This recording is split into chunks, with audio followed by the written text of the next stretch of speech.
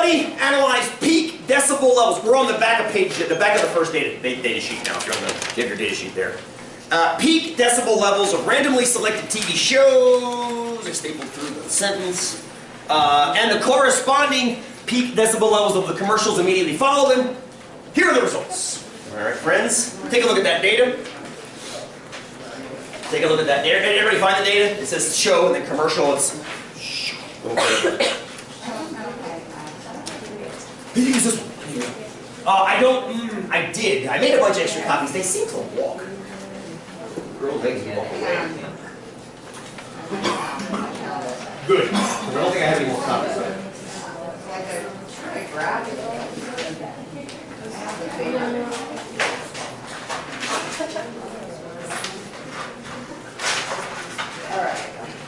During the photo shoot, they had me basically doing this, and it felt completely weird because they weren't my students. And they're like, just go up there and talk. I'm like, I'm talking math, and they just start tuning out. I'm like, so here's how you change a bike tire. You get a spare tube, and you get a set, and they all perked up. I'm like, okay, I got them.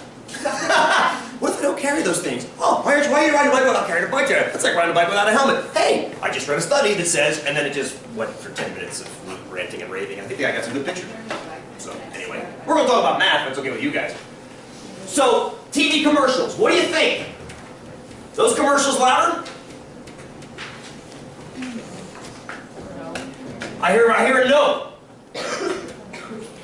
Well, why would Congress enact an act if they weren't louder? Good for you. Misled. Get bad advisors.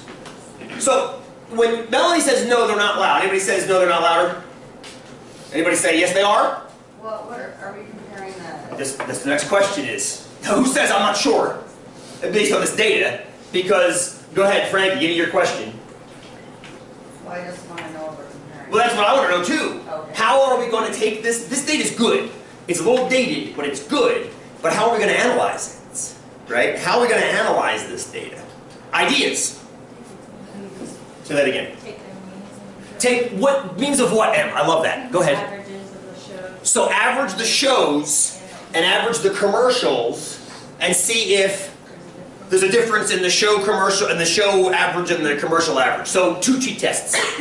So in other words, run a t-test or run a confidence interval, if you will, maybe. Run a confidence interval on the show. It's at least this, but no more than this. Run an interval on the commercials. It's at least this, but more than this, and then compare them. See if they overlap or don't. I love that idea. One tiny problem, and the only problem with it is what? If you do 2 intervals, this is a throwback question.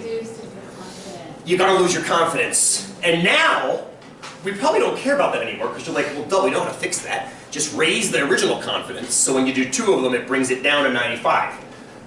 Yeah, you're always like, oh yeah, got that. But what's the problem with raising confidence? Boom! It lowers the power. It increases type 2 error. Because now you're like, oh, rule. The old solution was so nice. Then you had to talk about false negatives. Just son of a b. It was so nice before we didn't know about beta. But now we do. So let's do what we usually do and keep it at 95%. Keep it at 95%. But how can we get all the data together into one interval or one test? I guess that's what I want to get at is, how can we get all the data into one test?